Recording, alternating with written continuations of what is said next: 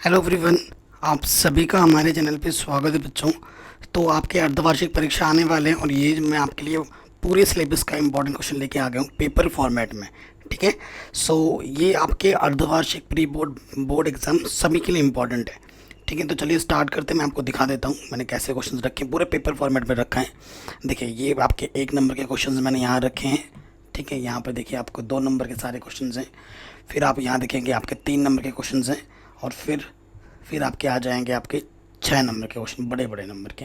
ठीक है, पूरा पेपर फॉर्मेट में पूरा लेके आया हूँ। 30 क्वेश्चन है यहाँ पर पूरे पेपर फॉर्मेट में। तो एक एक क्वेश्चन करके मैं आपको बताऊंगा। ये सारे इंपॉर्टेंट क्वेश्चन भी हैं।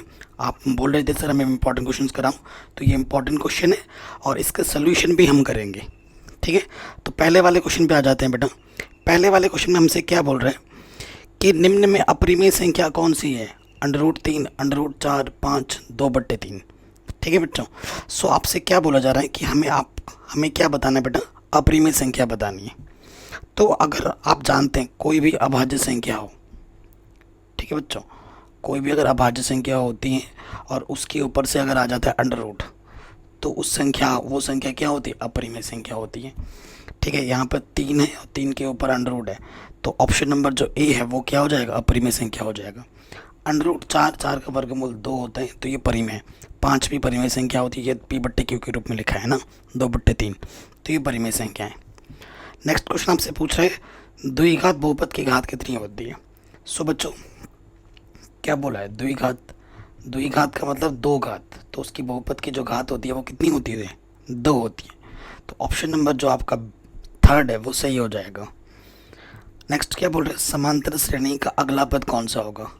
ठीक है बच्चों, हमें जो समांतर श्रेणी दे रखी है, जो हमें AP दे रखा है क्वेश्चन नंबर 3 में, वो हमें क्या दे रखा है बेटा? 4, 10, 16, 22, इस तरीके से। अगला पद कौन सा होगा, यानी कि 5वां पद है कि नहीं? यहाँ पे देखो बेटा, प्रथम पद 4 है, सार्वंतर क्या होता है? द्वितीय पद में से प्रथम पद को माइनस कर दो। द्वितीय पद मेरा 10 है, प्रथम पद मेरा 4 है, माइनस करेंगे तो 6 आ जाएगा। हमें कौन सा पद निकालना है? 5वां, E5 है ना। अगला पद क्या होगा? E5 है, इसका मतलब होता है A+4D। ये तो एक तरीका है। या फिर E5 निकालने का क्या है? चौथे पद में सार्वंतर को जोड़ दो। चौथा पद हमारे पास क्या है? 22, और सार्वंतर कितना है बेटा? 6।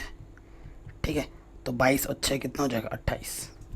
तो इसका आंसर होगा कितना बेटा? 28, सेकंड वाला। ठीक है, इस तरीके से भी निकल जाएगा। पहला पद क्या है? 4, और सार्वंतर कितना है? 6, 4 छंग 24, जोड़ेंगे तो कितना आ जाएगा? 28। तो दोनों तरीके से आप निकाल सकते हो। ठीक है बच्चों, अब आ जाओ नेक्स्ट क्वेश्चन में। 4th नंबर पर आपसे क्या बोला जा रहा है कि बताइए यहाँ देखिए, यदि एक वृत्त का परिमाप और क्षेत्रफल संख्यात्मक रूप से बराबर है तो उस वृत्त की त्रिज्या कितनी है? ठीक है, आपसे क्या बोल रहे हैं? आपके पास एक वृत्त है, ठीक है, ये अंडा बन गया। आपके पास एक वृत्त है, मान लेते हैं इस वृत्त की जो त्रिज्या है वो R है। ठीक है, वही आपसे निकालने के लिए बोला है। हमें क्या दे रखा है बच्चों? दिया है, आपसे बोला गया कि वृत्त का परिमाप और क्षेत्रफल आपस में बराबर है। तो वृत्त का परिमाप का सूत्र होता है 2πr और क्षेत्रफल का होता है πr²। तो पाई से पाई कटा, r² का मतलब r 2 बार गुणे में, इधर तो r है, r से r कटा, तो त्रिज्या का मान कितना हो जाएगा? 2 मात्रक। कितना होगा? 2 मात्रक होगा। कहीं है 2 मात्रक? ऑप्शन नंबर ए सही हो जाएगा। क्वेश्चन हिंदी और इंग्लिश दोनों में है, तो दोनों मीडियम के बच्चों के लिए हेल्प हो जाएगी, है कि नहीं बेटा? तो प्लीज़ वीडियो को लाइक कर दो। ऐसे ही इंपॉर्टेंट क्वेश्चन मैं आपके लिए और लाता रहूँगा पेपर फॉर्मेट में पूरा। ठीक है, एकदम पेपर फॉर्मेट में। अगले क्वेश्चन पे आ जाऊँ। हमसे क्या बोल रहे हैं? उस घटना जिसका घटित होना निश्चित है, प्रायिकता क्या होती है? देखो बेटा, उस किसी घटना की घटने की प्रायिकता अगर निश्चित होती है ना, तो उसकी प्रायिकता का मान 1 होता है। मतलब निश्चित घटना की प्रायिकता 1 होती है, ठीक है, और अनिश्चित घटना की प्रायिकता 0 होती है। कॉपी में लिख लीजिए। कह रहे द्विघात समीकरण को हल कीजिए। ये जो द्विघात समीकरण दे रखा है इसको हमें हल करना है। क्वेश्चन नंबर कौन सा है बच्चों? ये 6ठा है। हल करना यानी कि मान निकालना है। x² - के 9, बहुत ही आसान क्वेश्चन है। तो ये -9 इधर के प्लस का हो जाएगा, तो प्लस माइनस ये 9 आ जाएगा तो x का मान आ जाएगा प्लस माइनस की 3। ये इसके आंसर आ जाएंगे। ठीक है, तो ये प्लस माइनस 3 इसका क्या आ जाएगा आंसर। अब इनको हल करके दिखाना है इन सभी प्रश्नों को। 7वें प्रश्न पे आ जाओ। कह रहे हैं यदि कॉट ए का मान इतना हो तो टेन ए का मान क्या होगा। ठीक है, हमें क्या दे रखा है, देखो बेटा हमें दिया है कॉट ए। कॉट ए का मान दे रखा है 8/15, हमें निकालना है टेन ए। ठीक है, आप जानते हैं बेटा चूँकि जो टेन ए होता है वो 1/कॉट ए होता है, कॉट का व्युत्क्रम होता है। तो कॉट का मान क्या है 8/15, तो बट्टे में जो है ऊपर आ जाएगा 15/8 आ जाएगा। सो टेन ए का जो मान होगा वो 15/8 होगा। ठीक है बेटा, कोई दिक्कत नहीं है। अगले क्वेश्चन पे आ जाओ। कह रहे दो समरूप त्रिभुजों की भुजाएं 4:5 में तो उनके क्षेत्रफलों का अनुपात क्या होगा। ठीक है, तो एग्ज़ाम में कैसे करना है वैसे ही लिखवाऊंगा मैं आपको। हाँ ठीक है, 1 नंबर वाला प्रश्न है तो उसी हिसाब से ही आपको सॉल्व करना है। दिया है दो भुजा, देखो हमें क्या दे रखा है, संगत भुजा का अनुपात हमें दे रखा है। अनुपात हमें दे रखा है, संगत भुजा का अनुपात क्या दे रखा है बेटा हमें 4:5 है, तो अनुपात का मतलब बट्टे होता है ना। 4:5 है, अनुपात का मतलब बट्टे होता है। तो हमें क्या निकालना है, हमें निकालना है क्षेत्रफलों का अनुपात। ठीक है, तो यहाँ लिख देंगे प्रश्नानुसार क्षेत्रफलों का अनुपात निकालना है। तो यहाँ लिखना पड़ेगा जिस प्रमेय का आप उपयोग करोगे, प्रमेय 6.6 से। ठीक है, तो क्षेत्रफलों का जो अनुपात होता है, ठीक है, वो संगत भुजा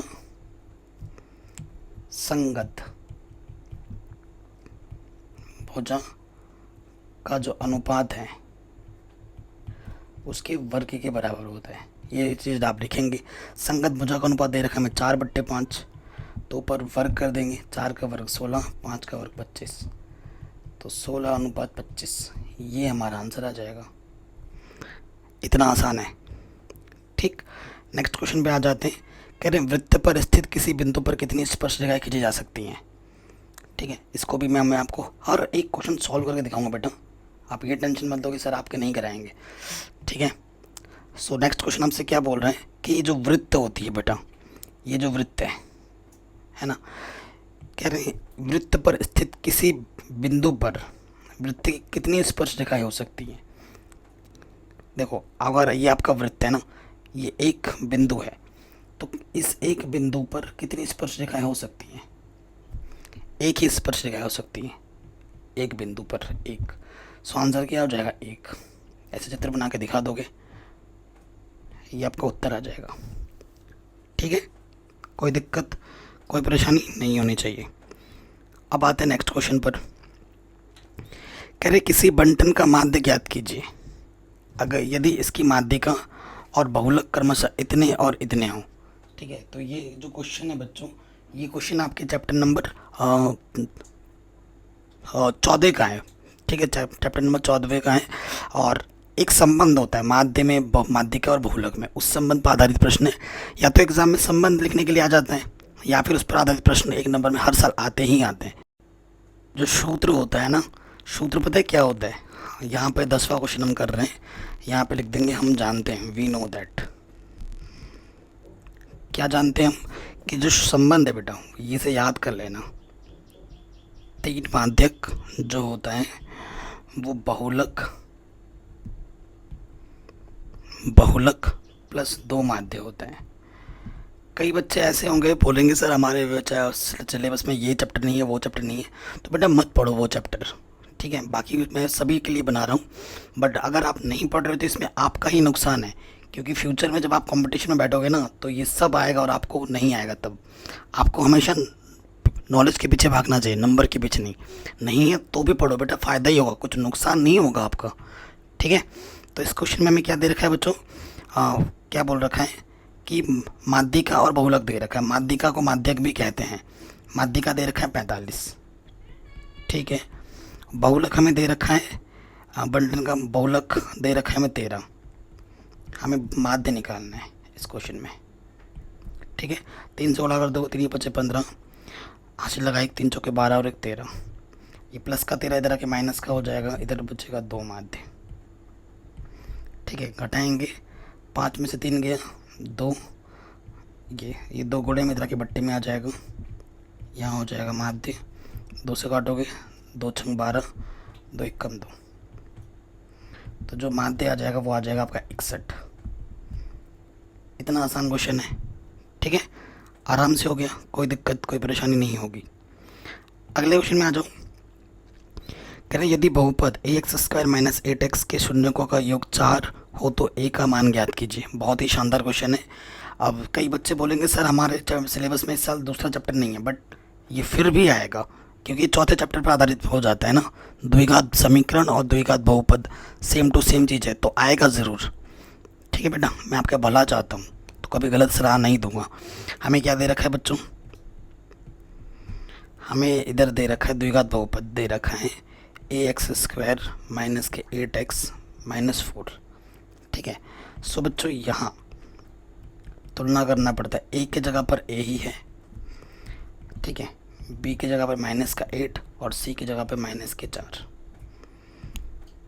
ठीक है, तो हमें क्या दे रखा है बच्चों, हमें बोला गया है शून्यकों का योग दे रखा है, शून्यकों का योग, जिसका सूत्र अगर मैं बात करूँ तो शून्यकों का योग का सूत्र होता है माइनस के b/a। तो शून्यकों का योग दे रखा है क्वेश्चन में 4, माइनस b की जगह पर है 8 और a की जगह पर क्वेश्चन में a ही दे रखा है, ये हो जाएगा 4a माइनस माइनस प्लस के 8। ये गुणे में इधर के क्या हो जाएगा बच्चों, बट्टे में 4 दूनी 8, तो a का मान कितना आ गया बेटा 2। बताइए, कोई दिक्कत कोई परेशानी नहीं होनी चाहिए, आराम से हो गया है कि नहीं।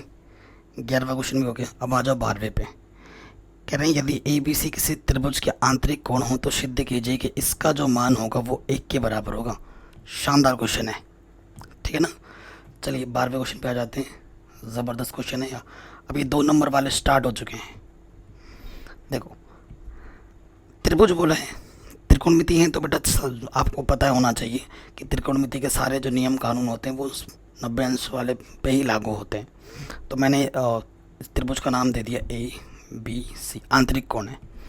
आप जानते हैं त्रिभुज के तीनों कोणों का योगफल कितना होता है, 180 होता है, ठीक है। तो B plus C, x plus का इधर आके क्या हो जाएगा माइनस का A, ठीक है। आप अगर आप ध्यान से देखें यहाँ B प्लस C बट्टे 2 दिख रहा है, B प्लस C बट्टे 2 दिख रहा है ना, तो मैं क्या कर दूंगा यहाँ पर भी ले लूँगा, इसके बट्टे में 2 कर दिया, इसके बट्टे में 2 कर दिया, इसके बट्टे में 2 कर दिया। जहाँ ज़रूरत पड़ेगी इसका मैं उपयोग कर लूँगा, ठीक है, जहाँ ज़रूरत पड़ेगी इसका उपयोग कर लूँगा। समीकरण 1 मान दिया मैंने इसको।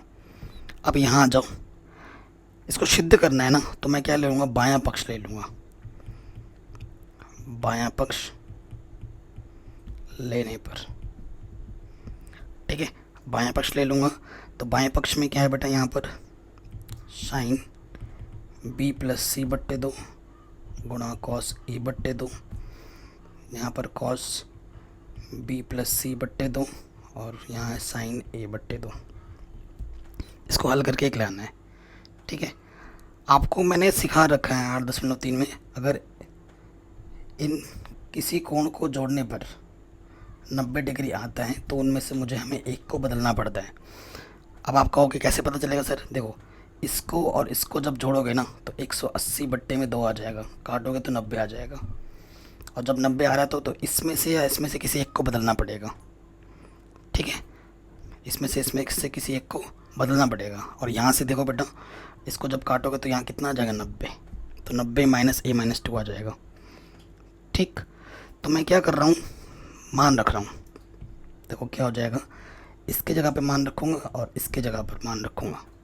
B प्लस C बट्टे 2 के स्थान पर मान रख रहा हूँ, तो B प्लस C, यहाँ साइन B प्लस C बट्टे 2 के जगह पे मैं रख सकता हूँ 90 माइनस A बट्टे 2।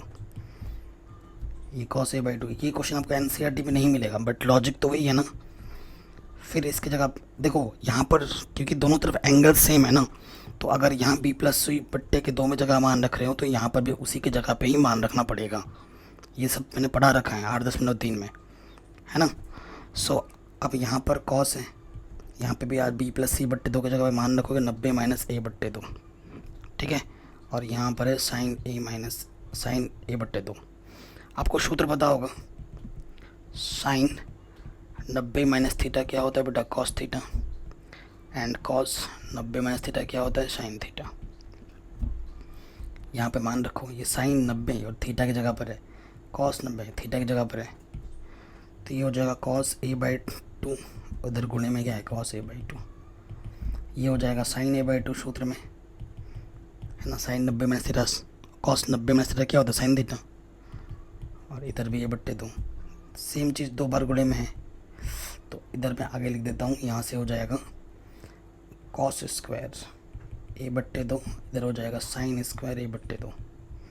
तो आपको सूत्र तो पता ही होगा, चूँकि sine square theta plus cos square theta इसका मान होता है 1, थीटा समान है तो इसके जगह पे आ जाएगा 1।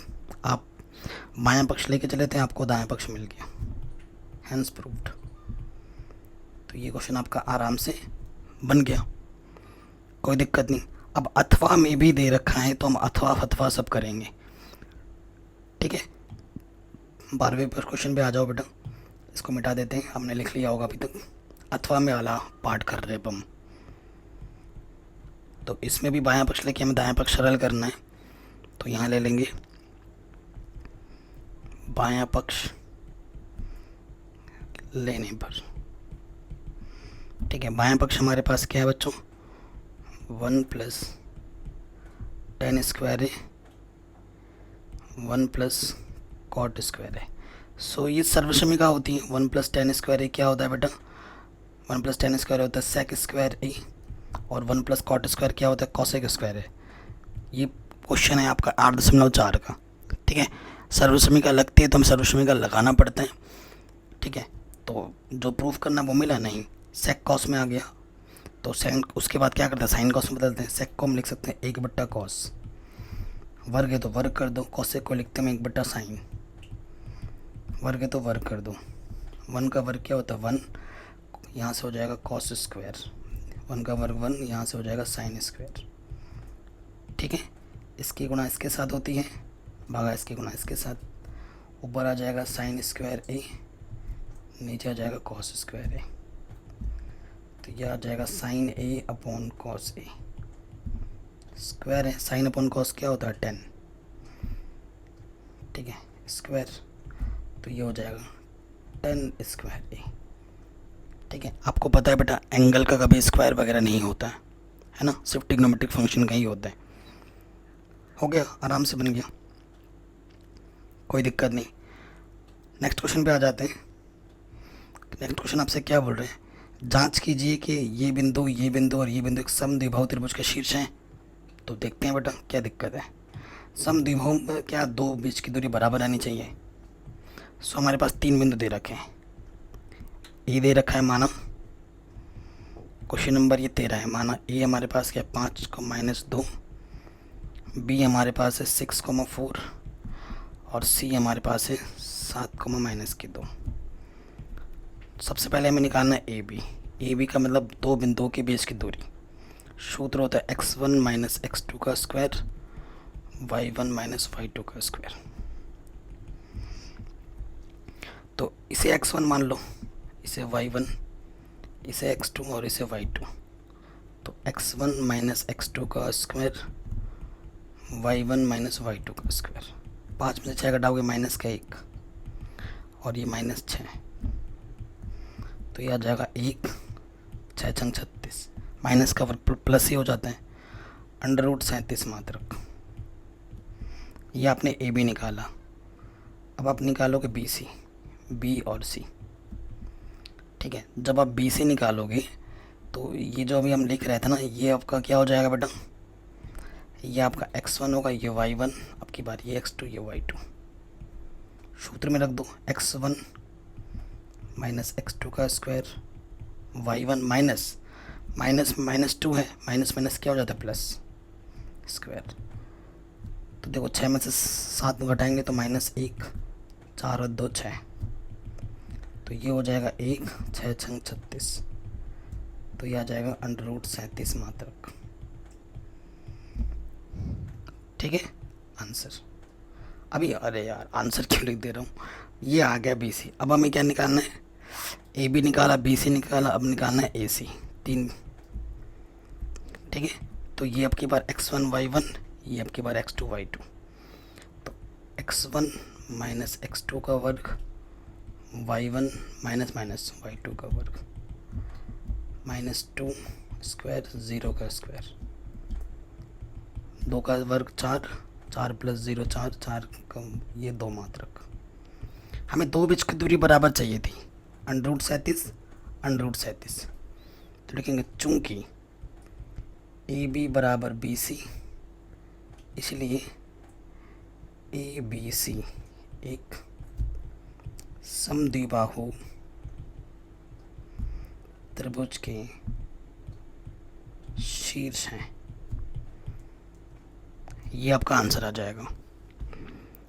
ठीक है, कोई दिक्कत नहीं, आराम से हो गया। नेक्स्ट क्वेश्चन में आते हैं। ठीक है, इसे आपने उधार लिया होगा। नेक्स्ट क्वेश्चन में आ जाओ बच्चों। क्या बोला जा रहा है हमसे, कह रहे हैं 3 सेंटीमीटर त्रिज्या का वृत्त खींचिए और उसके एक बिंदु पर स्पर्श रेखा खींचिए। ठीक है, सो ये जो क्वेश्चन है 11.2 का पहला क्वेश्चन है। ठीक है, सबसे पहले हमें क्या करना है, सबसे पहले एक त्रिज्या लेनी है। त्रिज्या आप यहाँ से त्रिज्या लोगे।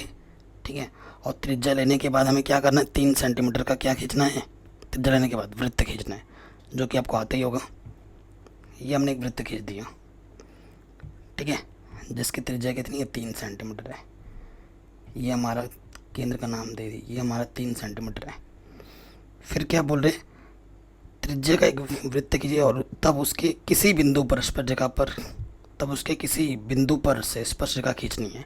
हमें एक बाहर कोई सा भी एक बिंदु ले लेना है। मैंने बाहर एक बिंदु ले लिया P। ठीक है, फिर हमें क्या करना है, इसको इस P से मिला देना है।